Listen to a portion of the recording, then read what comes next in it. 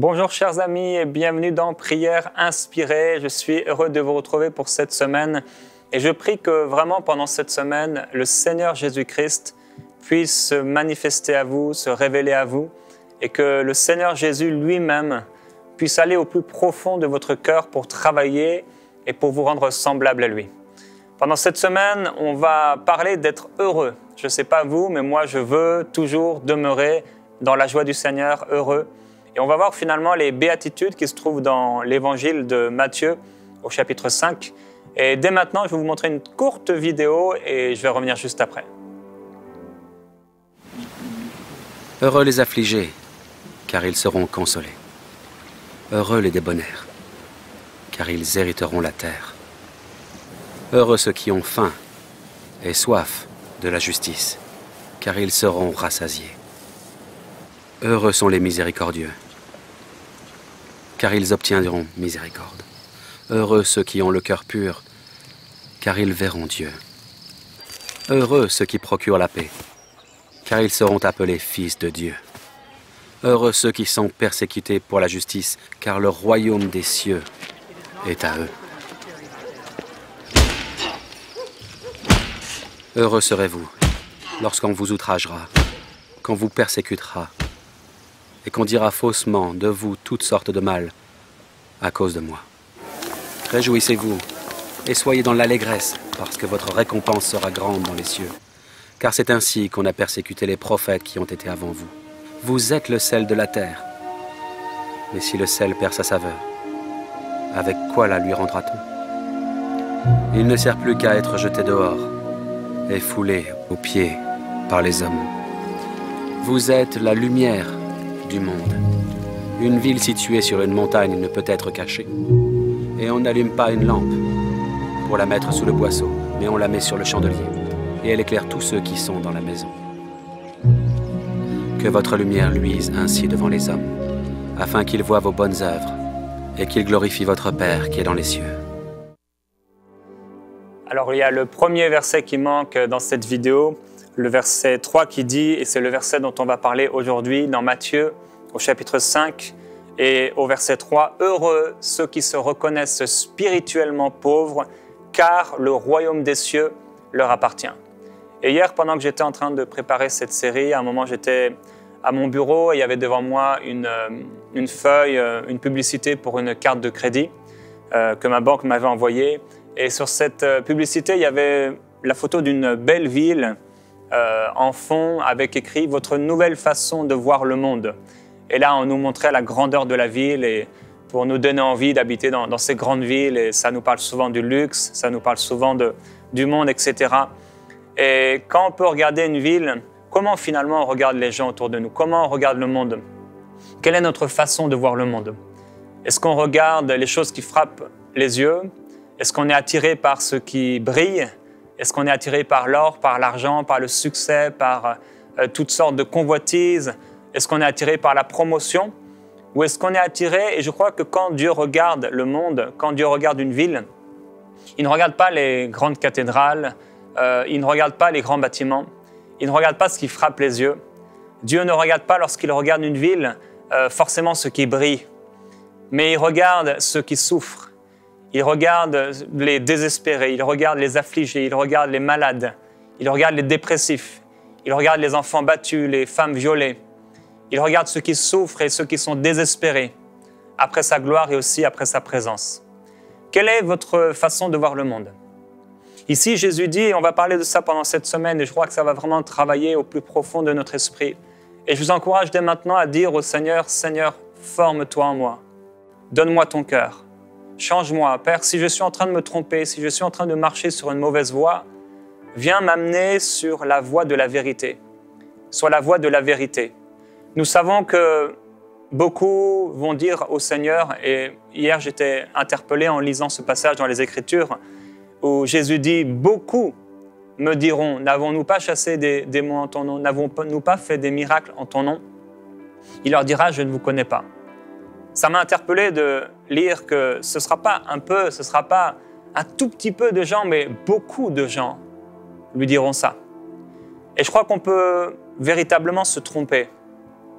On peut se tromper sur la façon dont on vit notre vie chrétienne, la façon dont on se comporte dans ce monde, tout en faisant des miracles peut-être, tout en chassant des démons, Dieu regarde notre cœur. Et quand Dieu nous regarde, il ne regarde pas l'apparence. L'homme regarde à l'apparence.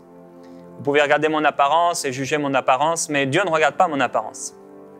Dieu regarde mon cœur, il est profondément intéressé par ce qui se passe dans mon cœur et c'est pourquoi certaines apparences peuvent déplaire, certaines apparences peuvent nous paraître différentes ou peu spirituelles, mais Dieu regarde au cœur. Et c'est vrai que lorsque le cœur est pur, l'apparence, ou en tout cas la façon par exemple de s'habiller pourra changer, de parler pourra changer, mais Dieu regarde au cœur. Et quand Dieu regarde une ville, Dieu ne regarde pas, comme je le dis, ce qui frappe les yeux, mais il regarde là où il y a un besoin.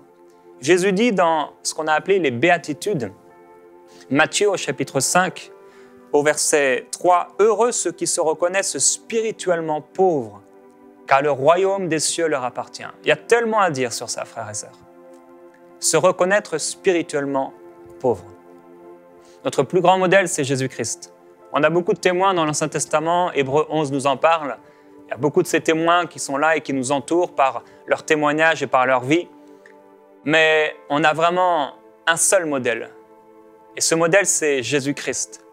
Même si on peut parler de l'apôtre Paul, même si on peut parler de plusieurs prophètes de la parole de Dieu, le modèle suprême, c'est Jésus-Christ.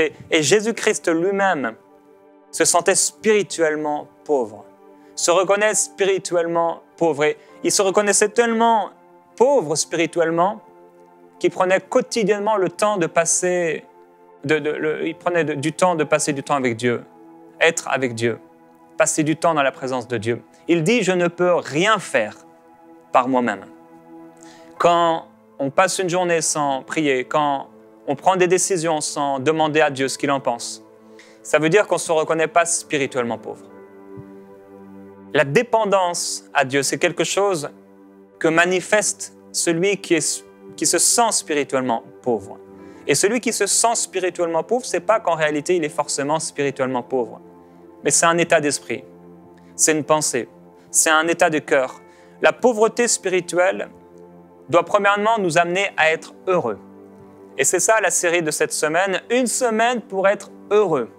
Jésus dit dans ce passage de Matthieu 5, les béatitudes, « Heureux, heureux, heureux, si nous marchons comme le Seigneur a marché, comme le Seigneur a voulu, certainement, on sera heureux. Certainement, il y aura une joie à travers ce qu'on va pouvoir vivre, même parfois les afflictions et les difficultés, une joie qui va nous amener à être heureux. La pauvreté spirituelle, deuxièmement, premièrement, c'est qu'elle nous amène à être heureux. Deuxièmement, ce n'est pas une question d'argent. C'est vrai qu'il y a ce jeune homme riche qui est venu auprès de Jésus et Jésus lui a dit « Vends tout ce que tu as et donne-le aux pauvres ». Et la Bible dit que ce jeune homme, il est reparti tout triste. Et Jésus dit qu'il est difficile à des riches d'entrer dans le royaume de Dieu. Et c'est vrai qu'il est peut-être plus difficile à un riche financièrement d'être spirituellement pauvre. Cependant, ce n'est pas parce que quelqu'un est riche qu'il n'est pas spirituellement ou qu'il ne se reconnaît pas spirituellement pauvre. Et ce n'est pas parce que quelqu'un est pauvre financièrement parlant qu'il se reconnaît spirituellement pauvre. Puisqu'en réalité, si c'était le cas, tous les pauvres du monde se sentiraient si misérables par rapport à leurs péchés qu'ils reconnaîtraient Jésus-Christ comme leur sauveur personnel. La pauvreté spirituelle ou le fait de se reconnaître spirituellement pauvre n'est pas donc une question d'argent, même s'il est plus difficile pour les riches de se ressentir, de se sentir et de se reconnaître qu'ils ont besoin du Seigneur. Troisièmement, la pauvreté spirituelle, je l'ai dit, c'est une attitude de cœur. Il ne faut vraiment pas se tromper, comme je l'ai dit. Il existe des riches qui sont pauvres en esprit et des pauvres également. Job, quand il n'avait plus rien ou presque plus rien, il n'était pas encore assez spirituellement pauvre, il ne se reconnaissait pas encore assez spirituellement pauvre, puisqu'à la fin, Dieu lui dit « Mais qui est celui qui obscurcit mes desseins par des propos dénués de sens ?» La pauvreté donc spirituelle, le fait de se reconnaître spirituellement pauvre, n'est pas une question d'argent, mais c'est vraiment une attitude de cœur. Quatrièmement, la pauvreté spirituelle, ou le fait de se reconnaître spirituellement pauvre, nous rend semblables à des enfants. Jésus dit dans Matthieu chapitre 19 au verset 14, il dit « Laissez donc les petits enfants et ne les empêchez pas de venir à moi, car le royaume des cieux est pour ceux qui leur ressemblent.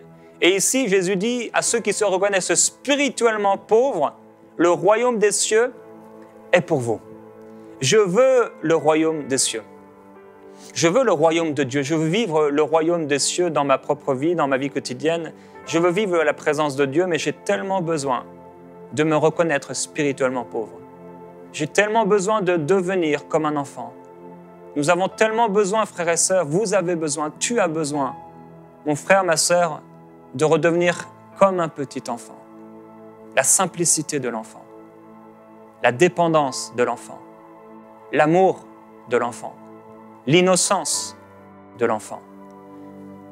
L'enfant, lorsqu'il est tout petit, n'a pas encore conscience du mal ou du bien. Et lorsqu'il est tout petit, il ne fait pas encore le mal. Au bout d'un moment, il fera le mal. Mais cette innocence et cette simplicité, cet amour de l'enfant, c'est ce que Dieu veut pour nous. Cinquièmement, et ça va avec le fait d'être un enfant, c'est que la pauvreté spirituelle doit nous rendre dépendants comme Jésus. Je l'ai dit, Jésus dit « Je ne peux rien faire par moi-même.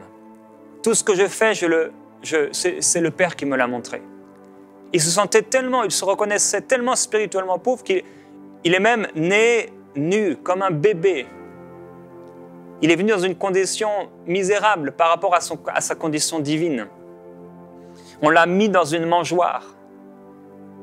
Il était tellement spirituellement pauvre, dépendant d'une mère qui devait l'habiller, qui devait le nourrir, dépendant d'un père adoptif qui était là dans sa vie, dépendant de la présence de Dieu, dépendant du Saint-Esprit.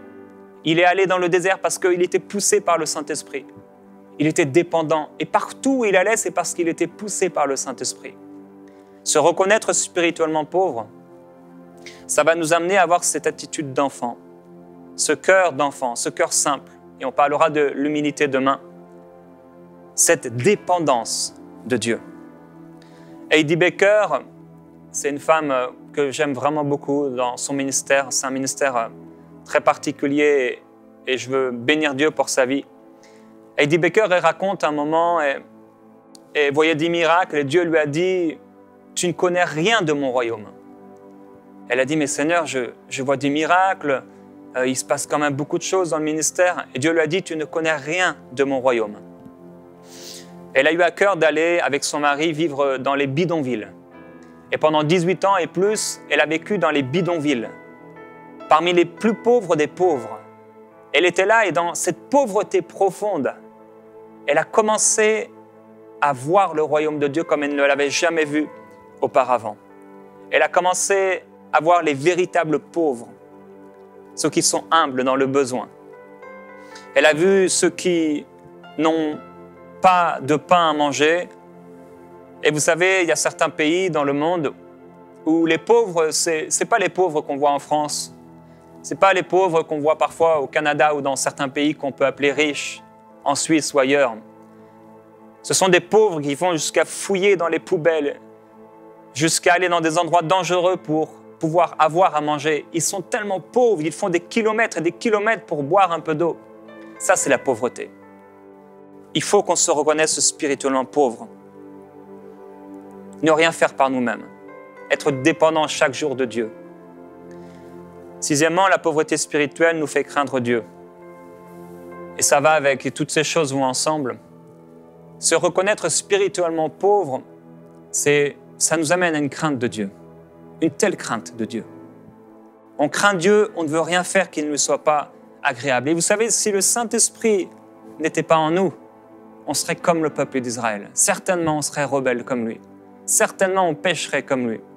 Mais c'est grâce au Saint-Esprit en nous qu'aujourd'hui, on peut vivre, qu'aujourd'hui, on peut marcher avec Dieu, qu'aujourd'hui, on peut être fidèle à Dieu. Mais s'il enlevait le Saint-Esprit de nous, on serait comme tous les hommes. Septièmement, la pauvreté spirituelle nous fait nous reconnaître, nous, nos faiblesses, nos limites. La pauvreté spirituelle nous fait reconnaître également la puissance de Dieu, la grandeur de Dieu, l'infinie grandeur et la toute-puissance de Dieu, la divinité de Dieu. Ça nous fait reconnaître nos faiblesses, nos limites, mais aussi la puissance de Dieu. Huitièmement, la pauvreté d'esprit, se reconnaître pauvre spirituellement, nous fait regarder l'autre sans le juger ni le critiquer. Dans Matthieu au chapitre 9, on pourrait voir Jésus qui était là à table chez Matthieu. Il était entouré de collecteurs d'impôts, etc., avec des pharisiens qui étaient là. Et les pharisiens critiquaient Jésus parce qu'il était avec ce qu'ils appelaient les pécheurs notoires, les collecteurs d'impôts. Et Jésus va leur dire, mais si vous aviez compris ce commandement, cette parole, je désire que vous fassiez preuve d'amour envers les autres plutôt que vous m'offriez des sacrifices. Je préfère la miséricorde que les sacrifices. Vous n'auriez pas condamné des innocents. Tellement de fois, frères et sœurs, tellement de fois on est dur avec les gens. Tellement de fois on parle contre les gens. Tellement de fois on critique, on calomnie les gens qui sont autour de nous. On calomnie nos frères, on calomnie nos sœurs. Et j'ai à cœur de prier pour ça dès maintenant et de faire une pause ici pour prier par rapport à ça. Frères et sœurs, même les plus, entre guillemets, les plus grands parmi nous, même les plus reconnus parmi nous, on a tellement besoin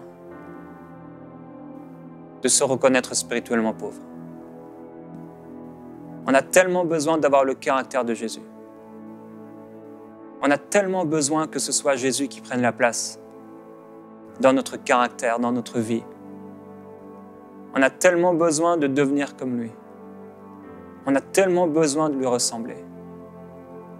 Christ, il faut qu'il croisse en nous. Il faut qu'il grandisse en nous. Il y a tellement de choses dans notre caractère, parfois de la colère, de l'animosité, du jugement contre les gens. On est plus dur avec les gens qu'avec nous-mêmes. On est facilement dur, on est facilement méchant avec les gens. On parle facilement des gens. On est toujours à critiquer, toujours à penser sur un ami, sur un frère, sur un collègue, sur un serviteur de Dieu. Et c'est tellement pas le caractère de Dieu. Il dit, si vous pouviez comprendre le sens de cette parole, je désire que vous fassiez preuve d'amour envers les autres, plutôt que vous m'offriez des sacrifices. Jésus dit, ne condamnez pas les autres pour ne pas être vous-même condamnés, parce que vous serez condamnés avec la même mesure que vous avez utilisée pour condamner les autres. Je voudrais, si vous pouvez, frères et sœurs, fermer les yeux maintenant et demandons au Saint-Esprit de nous aider à nous reconnaître spirituellement pauvres, parce qu'il y a une telle richesse. C'est l'enseignement de Jésus ici. Il était là sur la montagne et c'est lui qui a commencé à enseigner. Précieux Jésus-Christ, je crois que cette semaine, tu vas venir en profondeur dans nos cœurs travailler, nous apporter dans une révélation nouvelle et une dimension nouvelle de notre vie sur la terre, du caractère que tu veux déployer à travers nous. Et je suis tellement reconnaissant parce que je ressens, Père, que ce ne sera pas une œuvre humaine, ce ne sera pas quelque chose qu'on va devoir s'efforcer de faire, mais on va simplement devoir s'humilier, se soumettre à toi et te demander avec foi et reconnaissance de faire ce travail en nous. Nous, ce que nous voulons faire, c'est nous reconnaître spirituellement pauvres, mais pour cela, nous avons besoin de toi. Père, je prie pour la francophonie. Je prie pour les serviteurs de Dieu, les servantes de Dieu. Je prie pour tes enfants qui écoutent cette émission, Père, ce temps de prière. Je prie pour eux et pour moi-même, afin que tu nous aides à ce qu'on puisse se sentir tellement pauvres spirituellement, être dans une telle dépendance de toi, au point où tellement on se sent spirituellement pauvre, tellement on ressent le besoin de toi, qu'on ne critique plus, qu'on ne calomnie plus, qu'on ne juge plus notre prochain. Père, je ne veux pas juger, je ne veux pas critiquer, je ne veux pas condamner des innocents. Tu dis innocents, alors qu'en réalité, ces gens avaient bien des péchés dans leur vie. Tu innocentes la femme adultère, alors que quelques minutes auparavant, elle était en train de pratiquer un acte qui pourtant est interdit dans les 10 commandements, tu es un Dieu tellement bon et tellement miséricordieux. Ton amour est intense, intense. Et il y a maintenant une personne qui écoute et tu as péché et tu te sens tellement impur et tu te sens tellement indigne de Dieu.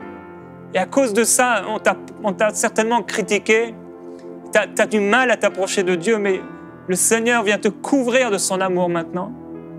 Il vient te couvrir de son pardon parce qu'il t'aime. Le Seigneur t'aime.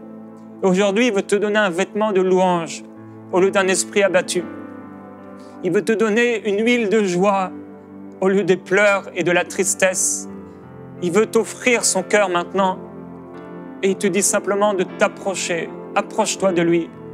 Approche-toi de lui et reçois maintenant la présence de Dieu sur toi maintenant. Il t'aime.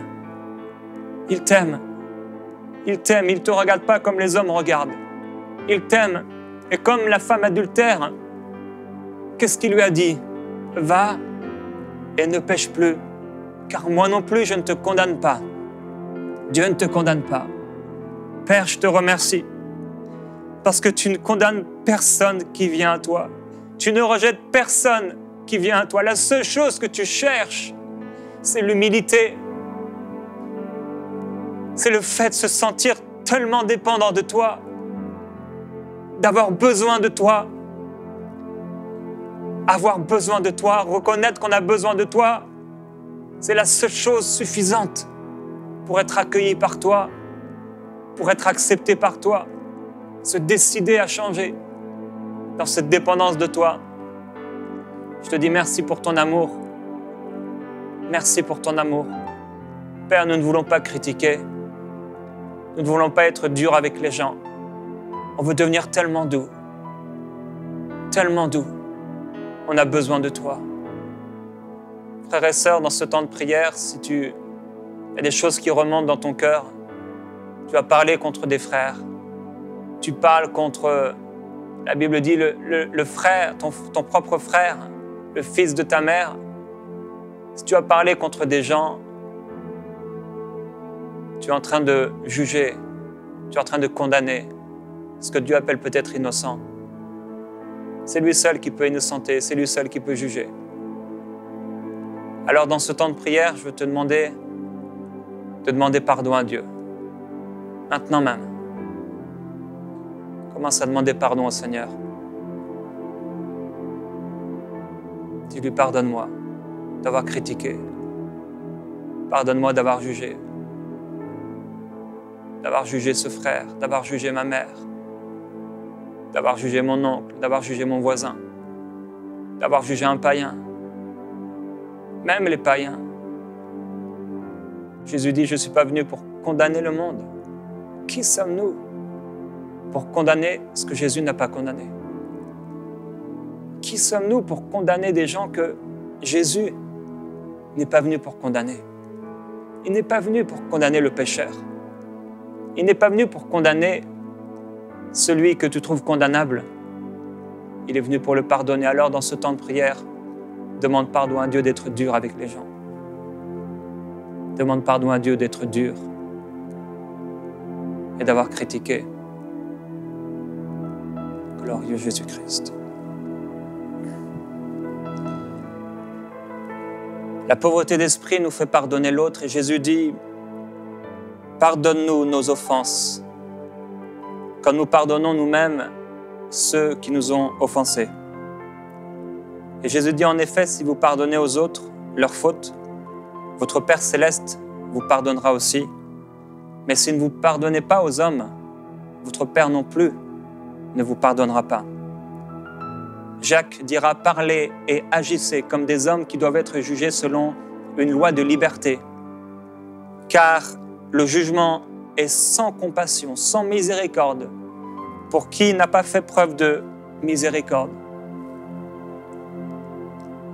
La miséricorde triomphe du jugement. Frères et sœurs, est-ce qu'il y a un problème de pardon dans ta vie? Est-ce qu'il y a de la colère, de l'animosité contre quelqu'un qui t'a fait mal? Jésus dit pardonne.